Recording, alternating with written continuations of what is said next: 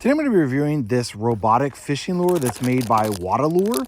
And now this one is relatively expensive, so I'm going to be using it here on this pond. We got a lot of bass in here, so a robotic lure should work great to catch them. It's not exactly the time of year. It's not early spring yet. It's still like late winter, not quite spring here where I'm at.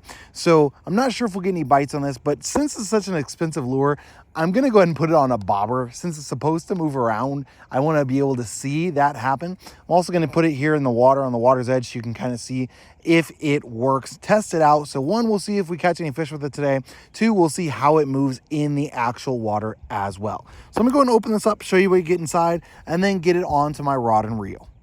So I got to be honest, this is a way bigger lure than what I was expecting based on the videos that I had seen for this specific lure. Like, this is a pretty big one, truthfully. So these are going to be really big treble hooks here at the bottom. Has a couple of spots, looks like, to where you could hook at. I'm not sure if you're supposed to hook in one or the other. It does come with this like light up bobber here as well. But being how big this is, I don't know how well this little tiny bobber is going to work. And it does come with the chargers and everything, so maybe that's what this top part is, so you can charge it. I'm going to read the instructions here and double check on that. But was actually quite surprised with how large it was. It looked a lot smaller in the pictures and those sorts of things. So truthfully, the instructions are pretty bare. Like, that's going to be the positive electrode where you charge it at, the second one back, and then also the bottom part of the treble hook, or the top part of the treble hook, I guess, when you're looking at the bottom of the fish. So I'm assuming you're supposed to just tie it on to the front one. There's not a whole lot of information. It does say that it's a little over 5 inches, which again is considerably larger than what I was expecting. Weight's going to be 1.23 ounces, so it can certainly cast a long ways out. And on the back, it's got some general common problems. They do say that the battery charge time is 4 hours, so it takes it 4 hours to charge, and then it should be able to fish for about an hour and a half. So I'm going to go ahead and tie it on the line here. We'll throw it out, see if it's going to work with the bobber that I've got. I might have to get some bigger bobbers. Again, I wasn't expecting it to be that big and that heavy, but we'll see if we can catch anything. So first thing I want to do is put it in the water here and see if it actually is going to move around. So I've got it in the water here, and I just have it in a little bit, and we're going to see if it moves. And it does. It is actually moving around. It looks like a real fish. I don't know if you can see that or not. But once it's in the water, it does move around. So it was moving its tail and things. I'm trying to let it sit here so I can show it. But it took it a minute, and then it did start moving. Yeah, so it's like diving. It's doing that swimming all by itself, turning and everything. So that is really cool that it does that. I'll try and show you maybe in some water that's not quite as dirty. But you can see here it's doing diving around and moving around and all that stuff. So that's actually pretty cool. And that little splash when it came up is going to be the propeller that it has here on the front of it. And so that's actually, you can see here that it's actually moving because it's getting clogged up with dirt here right on the water's edge. So I'm going to go ahead and clear that out of it. And then I'm going to put it on a bobber, throw it out a ways, because obviously I don't want to get it tangled up or anything.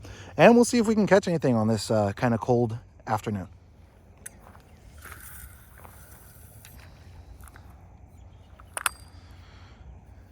So even with that weight on there, like I said, it's pretty heavy. And you can kind of see the bobber moving here. Let me try and get you a little bit better. So you can kind of see the bobber moving around. That's because it is actively moving in the water. So that's a really cool option. Obviously, I'll be able to see if the bobber goes under, if I've got a big bite or something like that.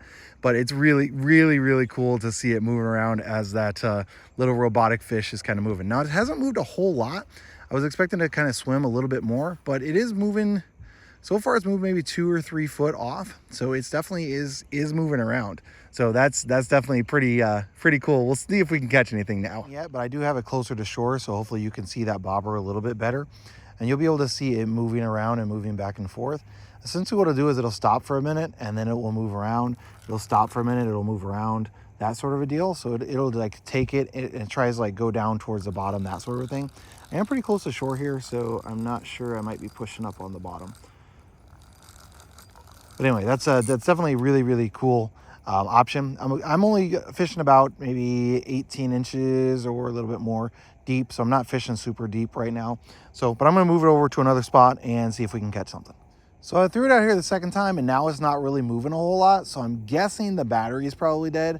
You're probably supposed to charge it as soon as you get it. There wasn't anything on the instructions on that, but just something you should know. I took it, I let it, move around for maybe 10, 15 minutes, something like that, while it was out on the first cast.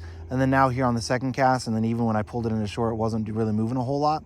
So I'm guessing the batteries are gonna need charged on it. So just something you wanna keep in mind, even when you get it brand new, you'll probably wanna charge it before you head out on the water for the first time.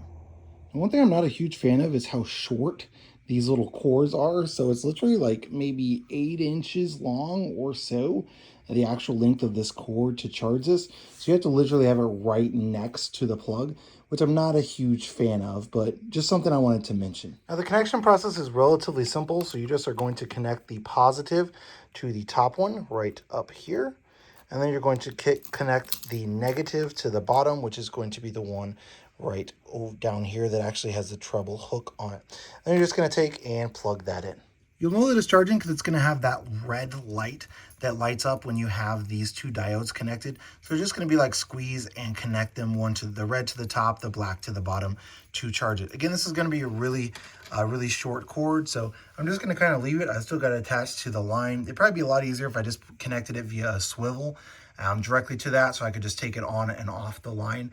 So like a swivel with a leader, and then just connect something, whether it's a swivel or something, directly to the top of this bait, so that way I could take it on and off rather than having to bring the fishing pole inside every time that it needed to be charged. But either way, I'm going to let it charge for 4 hours. It's probably going to get dark on me, so I'll test it out again here in the morning, show you it moving around in the water. So I kind of wanted to show what it looks like here in the clear water before I head out to the pond again and try and catch something with this again. So let me just kind of put it in the water. It is going to be water activated, so you'll see you're just going to set it in the water, and then after a minute or so, a few seconds, you can see it moving around there, obviously. So again, that's going to be all automatic. So it does have a lot of good movement to it. That's going to be the propeller there on the front. So it's definitely really cool. It'll do it for a while, and then it will stop, and then it'll go back to it again. So go back to moving around. So definitely a really cool feature on this. Really excited to take it back out to the pond, see if we can catch anything with it. So I've been out fishing with it for probably half hour or so, put it back on a bobber, and wasn't able to catch anything. Again, it's not exactly the best time of year right now because of it. I love the way that it swims around though. I have no doubt that it will catch fish. I'm going to try it without a bobber here for a bit, see if that makes any difference. Hopefully it won't get caught on the bottom or anything. I'm not sure. Like the way that it moves, I'm not sure if it would move a lot better without a bobber or not.